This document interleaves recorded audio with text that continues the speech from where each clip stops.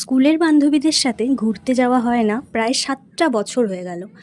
আর আমরা 1 মাস আগে থেকে প্ল্যান করছিলাম যে একদিন তো আমরা ঘুরতে যাবই, যেদিন সবার সময় হবে। আর ফাইনালি সেই দিনটা চলেই এলো। আর আমরা যখন সবাই মিলে একজোট হয়েছি তখন মনে হচ্ছিল সেই পুরনো দিনে আমরা ফিরে গেছি।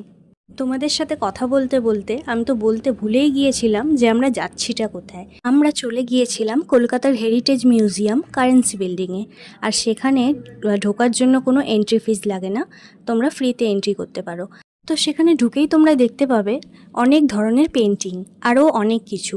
আর বন্ধুরা একসাথে গেলে সেখানে তো লাগে ভিডিও আর ফটো তোলার জন্য ভালো ভালো জায়গা, আর সেটাও তোমরা ওখানে পেয়ে যাবে। তোমরা যারা যারা এখনও পর্যন্ত এই কারেন্সি বিল্ডিংয়ে যাওনি তারা একবার গিয়ে ঘুরে আসতে পারো, বেশ সুন্দর জায়গা।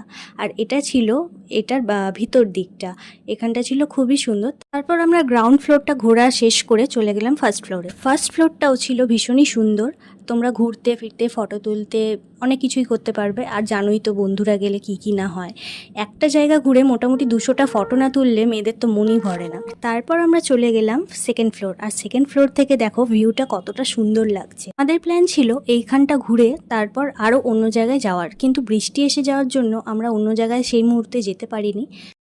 এখান থেকে বেরিয়ে আমরা কোথায় গেলাম সেটা আমি দেখাবো তোমাদের নেক্সট ভিডিওতে।